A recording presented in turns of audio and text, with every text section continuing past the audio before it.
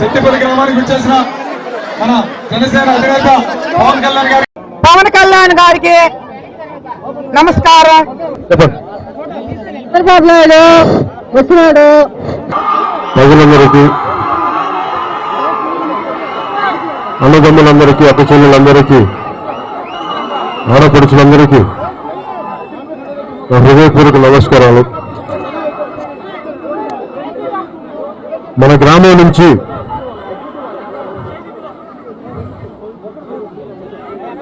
రైతులు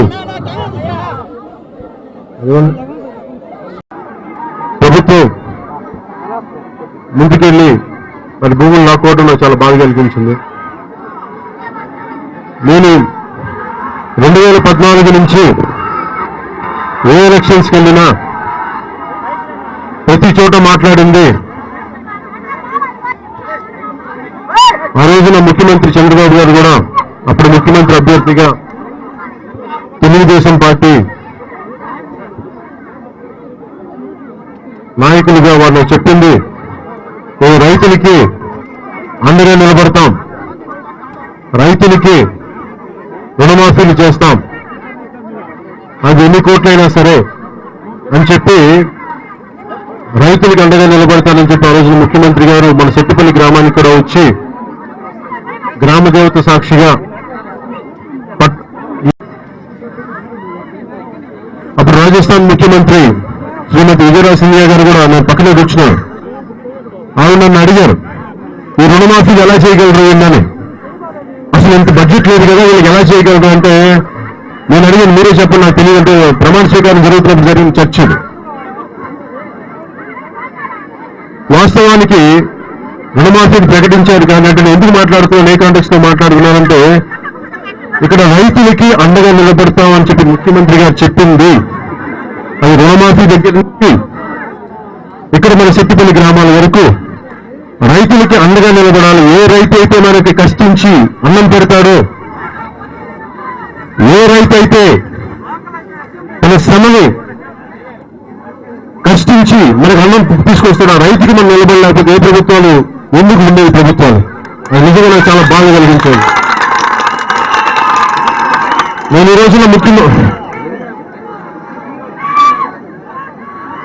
సెట్టిపల్లి గ్రామానికి సంబంధించి నేను అడిగేది ఒకటే, వారు ఇవ్వనప్పుడు భూములు లాక్కుంటారు. ఎందుకంటే గతంలో కూడా ఎస్సీజెడ్ భూములు కానీ ఇవన్నీ మన దేశం అనేక కులాలు, అనేక జాతులు, అనేక మతాల సమూహం ఉంది.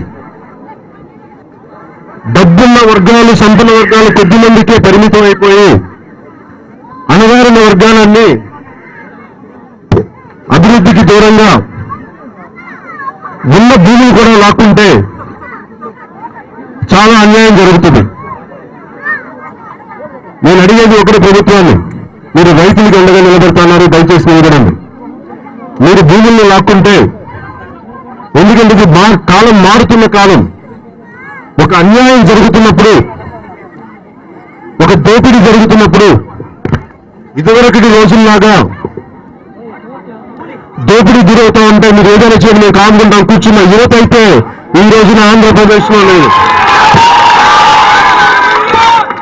ఆ యువతుల కన్నా ఆడపడుచులు కానీ తల్లులు కానీ కాములు అయితే ఊరుకోరు, ప్రశాంతంగా అయితే ఊరుకోరు. మీరు డబ్బున్న వాళ్ళకి ఒక న్యాయం, సంపన్నులకి ఒక న్యాయం, అధికారంలో ఉన్న వాళ్ళకి ఇంకొక న్యాయం, మీరందరికీ ఈ రకాలుగా మేము అండగా నిలబడితే ప్రజలు వాళ్ళకి నిలబడాల్సింది పోయి ఎవరైతే దోపిడీలు చేస్తారో, ఎవరైతే బ్యాంకులకి రుణాలు ఎగ్గొడతారో వాళ్ళ కుమ్ము కాసి రైతులకి అన్యాయం చేయడం జనసేనకు నిజంగా చాలా బాధ కలిగిస్తుంది. ఈ మాట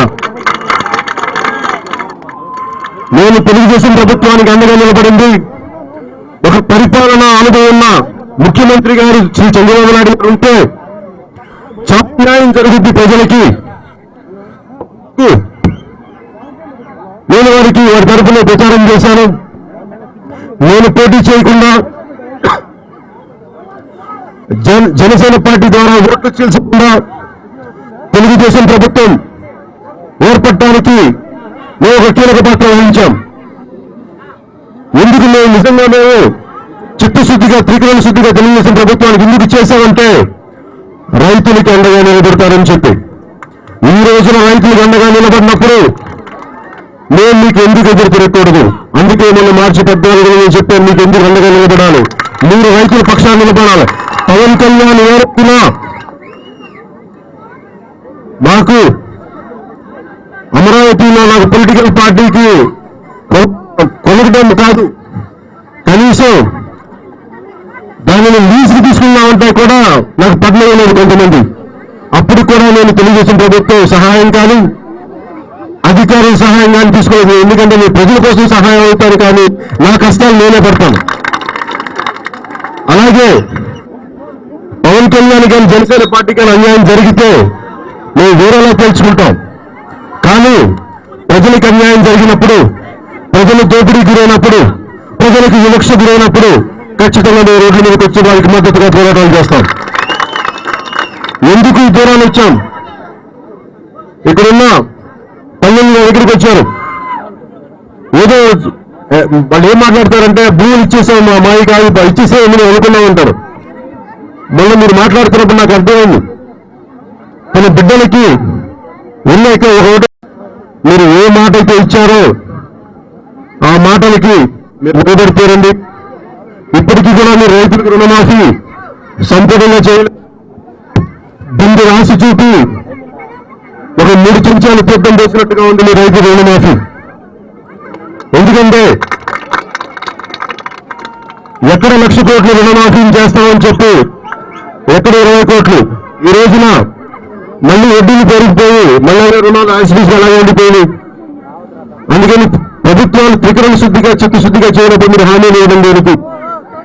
మీ హామీలు ఇస్తారని చెప్తే నేను పోటీ చేయకుండా 2014లో తెలుగుదేశం ప్రభుత్వం విజయానికి మేము అండగా నిలబడ్డాం.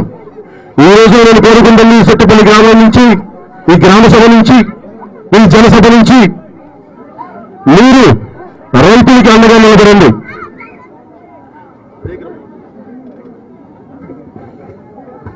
నాకు అర్థం కానిది కూడా నేను చిత్తూరు మన మదనపల్లి టౌన్ పోయినప్పుడు కూడా హైరోడ్ చిత్తూరు హైరోడ్ ఇష్యూ గురించి మాట్లాడుతున్నప్పుడు కూడా మీరు విజయనగరంలో న్యాయం చేయగలిగినప్పుడు, నంద్యాల ఉప ఎన్నికల్లో న్యాయం చేయగలిగినప్పుడు, కాళహస్తికి చేయగలిగినప్పుడు చిత్తూరు హైరోడ్కి ఎందుకు నష్టపరిహారం ఇవ్వాలి? అలాగే ఇక్కడ సెట్టుపల్లి గ్రామాన్ని వదిలేసి దీనికి న్యాయం చేయాల్సింది చేయకుండా ఒక న్యాయం పైడిపల్లి గ్రామానికి చేసిన న్యాయం సెట్టుపల్లి గ్రామానికి మీరు ఎందుకు చేయలేకపోయారు? ఈ వివక్ష ఏంటి? ఒక గ్రామానికి న్యాయం చేయాలి, ఇంకో గ్రామానికి వివక్ష. ఈ వివక్ష నేను జనసేన కానీ ప్రజలు కానీ ఏ విధంగా అర్థం చేసుకోవాలి? అంటే మీ పార్టీకి మద్దతు పలికితేనేనా మీరు పనులు చేస్తారు? పోనీ మీరు అలా అన్నారని చెప్తే వారు మీకు మద్దతుగా పలికితే ఈ రోజున ఇది తెలుగుదేశం పార్టీకి సంబంధించిన గ్రామమే, వారు మీకు కంచుకోట అవార్డు కూడా ఇచ్చారు, కానీ మీరు అండగా నిలబడలేకపోయారు. ఈ రోజున మేము కోరుకుంటుంది మిమ్మల్ని గెలిపించిన గ్రామాల్లో మీరు ప్రజలు మీకు ఎదురు తిరుగుతున్నారు, మీకు న్యాయం చేయట్లేదు, మీరు వంచలకి వివక్షకి గురి చేస్తున్నారు ప్రజల్ని. ఇది సహించేది లేదు. ఇక్కడున్న యువతితో సహా నేను సెట్టుపల్లి గ్రామ ప్రజలకి ఒకటే చెప్తున్నాను, నల్లగమ్మలకి అక్క చెల్లెలకి తల్లికి అందరికీ మీ బిడ్డల భవిష్యత్తు కోసం, భావితర భవిష్యత్తు కోసం జనసేన పార్టీ ముందుకు వచ్చింది.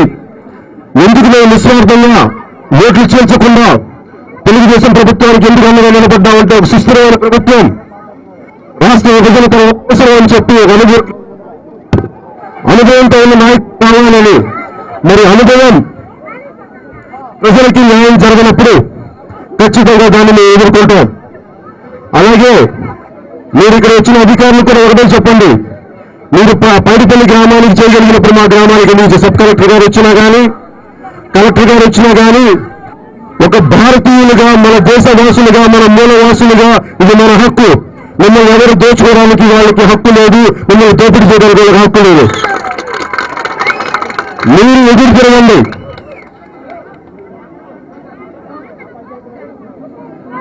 ఇలాంటి మీరు మాట్లాడకండి, నేను మాట్లాడాను. నేను ఒకటే అడుగుతున్నాం, సత్తుపల్లి గ్రామ ప్రజలకు కూడా నేను చెప్పేది ఒకటే, ఇది మీ హక్కు. వారికి అభివృద్ధి కార్యక్రమాలు జరగాలంటే ఇంకా చాలా స్థలాలు ఉన్నాయి. ఇక్కడ ఉన్న వల్ల ప్రజలకు కూడా చాలా సన్నకారు రైతులు, అందరూ చిన్న కమిటా ఉన్న రైతులు, అరెకర ఎకరం ఉన్న రైతులు, వేల ఎకరాలు క్యాపిటలిస్టులకి, పెట్టుబడిదారు వర్గానికి మీరు పెట్టి ఎవరైతే భారతదేశానికి వెన్నెనుకో ఏ గ్రామ స్వరాజ్యం అని చెప్పి గాంధీ గారు కలగన్నారు, మీరు వారికి నిలబడకుండా దోచుకెళ్ళిపోతున్న కొంతమంది వేల కోట్ల రుణాలు తీసుకొని విదేశాలకు పారిపోయే వాళ్ళకి మీరు కొందరు వేస్తున్నారు. వేల కోట్లు తీసుకొని పార్లమెంట్కి వెళ్ళిపోయే వ్యక్తులు ఉన్నారు.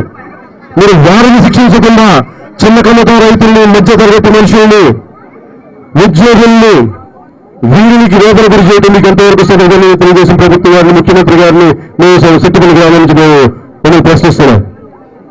మాకు ఒకటే నేను కోరుకునేది, ఇక్కడ యువతకు కూడా మీరు అన్యాయం జరుగుతున్నప్పుడు ప్రశ్న, మీరు ఒకవేళ మీరు